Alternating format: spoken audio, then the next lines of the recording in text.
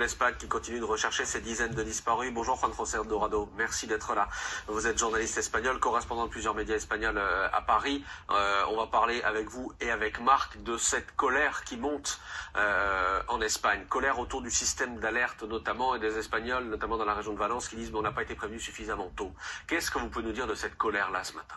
Cette colère, elle est réelle à deux points de vue. Premier, effectivement, parce qu'ils ont la sensation de ne pas avoir été alertés suffisamment tôt, sachant effectivement que la première alerte rouge, ou l'alerte rouge a été déclenchée par l'Agence espagnole de météorologie le mardi à 7h30 du matin, et que l'alerte générale donnée par le gouvernement de la région de Valence n'a eu lieu qu'à 20h30 du soir. Donc effectivement, pratiquement 12 heures après que l'alerte rouge a été donnée par le service météo. Et au milieu de tout ça, il y a eu des milliers de personnes qui, dans l'après-midi, ont été coincées dans les routes, dans les autoroutes.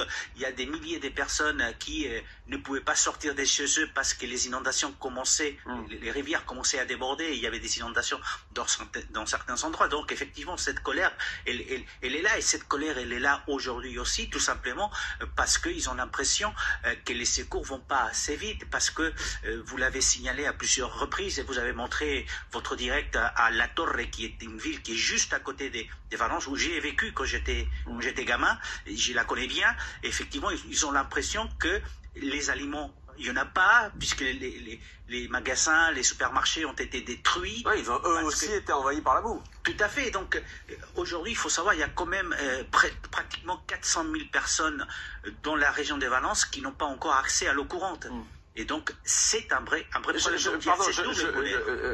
fait penser à une chose. Je ne dis pas que ça n'existe pas, mais je suis étonné de ne pas voir justement de distribution de nourriture, de distribution de secours, de choses un peu élémentaires. Je sais qu'il y a des choses qui existent, mais on a peu d'images de ça. Il y a peu d'images. Il y a eu quand même déjà des camions-citernes qui sont arrivés, notamment à La Torre, et qui sont arrivés à Paiporta, qui est une autre ville à côté, qui était très fortement touché, puisque pratiquement un tiers des victimes sont de cette ville. Il y a des distributions d'aliments, donc, mais c'est vrai qu'on n'a pas ces images. C'est vrai que aussi les secours ont du mal à arriver. Moi, j'ai mon frère qui est allé à pied jusqu'à Paiporta, aller chercher sa fille qui habitait avec sa mère là-bas, pour la faire sortir de Paiporta, parce que les voitures n'arrivent pas à rentrer.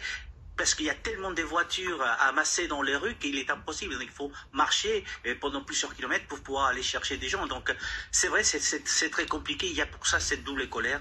Les alertes ne pas arriver à temps. Et puis, les aliments, l'eau, l'électricité, la téléphonie, et tout ça manque et les gens sont vraiment désespérés. Il y a un étonnement aussi ce matin par rapport à tout ce que vous dites. Et le ministre Retailleau le disait à nouveau ce matin. Il y a des pompiers français qui sont prêts à y aller. Il y a une colonne de 200 pompiers, c'est ce que disait le ministre ce matin, qui est prêt à y aller. Pour l'instant, l'Espagne ne fait pas appel à ces pompiers-là. Le ministre espagnol l'a expliqué à son homologue français, dire attends, on s'organise et après on te rappelle. C'était il y a 3 jours. Effectivement, bon, il faut savoir aussi que ce qu'on appelle en Espagne l'unité militaire d'urgence. Les UME, les fameuses UME que l'on voit là. Mais voilà, en fait, il y en a une base qui est à Valence. Donc c'est pour ça que dès premières heures de mardi soir, l'UME a été activé et c'est près de 1200 militaires qui sont sur place, qui ont du génie civil, des pompiers, des secours. Donc aujourd'hui, à Valence, il y a à peu près 2500 vers 3000 entre policiers et unités militaires. Le gouvernement a débloqué et on voit dans les prochaines heures encore 500 militaires qui vont arriver. Donc effectivement, d'abord... Il y a des moyens. Il y a des moyens. C'est pas un problème de moyens. D'abord, il va falloir effectivement, c'est la recherche des personnes. Il y a des dizaines de disparus, vous l'avez signalé. C'est important de retrouver ces personnes puisqu'il y a des garages, des caves auxquels on n'a pas eu encore accès, auxquels on n'a pas encore vidé l'eau qui est entrée. Et on a très peur de retrouver des corps encore à l'intérieur de ces garages. Et donc, il y a ça d'abord. Et puis, effectivement, l'Espagne a dit depuis le premier jour avec le président du gouvernement qu'elle va utiliser tous ces moyens et tous les moyens qui ont été mis à disposition par l'Union européenne et pas les pays de l'Union européenne et notamment la France. Mais effectivement, je pense que ça va être surtout dans la partie déblaiement quand il va falloir commencer sérieusement à déblayer et surtout après aussi à reconstruire les systèmes ferroviaires, les ponts, les routes, etc. D'abord, une chose sur ces images que l'on voyait à l'instant de distribution de nourriture.